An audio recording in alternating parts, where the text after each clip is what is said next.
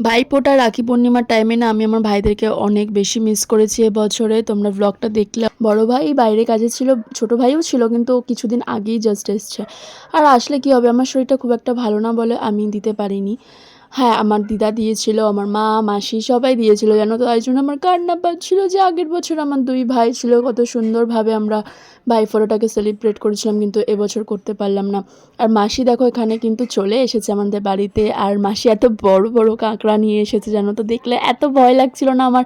বাঁধা ছিল জানো তো মুখটা, তবুও না আমার তুলতে ভীষণ ভয় লাগছিল। তো আমার দিদা তুলে তুলে দেখাচ্ছিল। আর আমার মামা আজকে কি হয়েছে জানি না, ওর মনে হয় ভূত চেপেছিল। ভগবান যেন খুব ডিস্টার্ব করছিল আজকে সবাইকে, মানে রীতিমতন ঘরে একটা জমজমাটি লাগিয়ে রেখেছিল।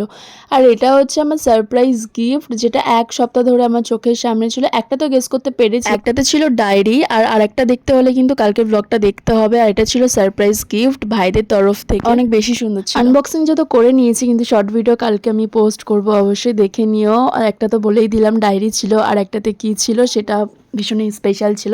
দুটোই গিফট আমার কাছে ভীষণ স্পেশাল ছিল। আর আমার বড় ভাই এখানে ভিডিও কলে ছিল। আর দেখো এখানে আমার মামাকে মানে রীতিমতন মাসির যুদ্ধ করে ওকে ভাইফোঁটা রাখিও পরায় যুদ্ধ করে। আমার মায়ের কাছে তো নিয়ে নেয়, কিন্তু মাসির কাছে নিতে চায় না। আসলে কি বলতো, ও বাচ্চাদের মতন তো, ও ধৈর্য ধরে বেশিক্ষণ বসে থাকতে পারে না।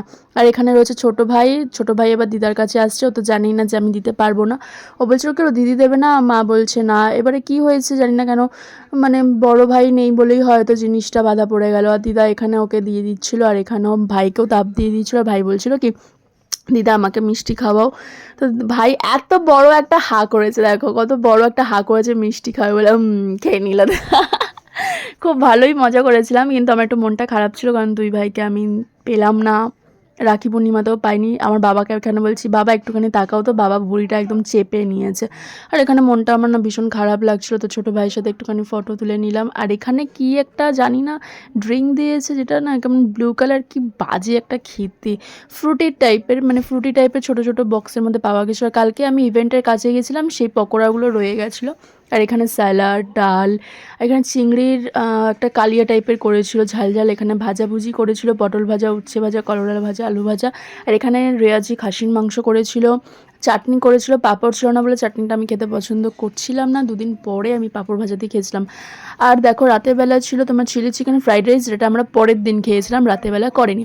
এই ছিল আমার একটা ছোট্ট ব্লগ। ভালো লাগলে লাইক, কমেন্ট, শেয়ার, সাবস্ক্রাইব করে দিও। Bye guys.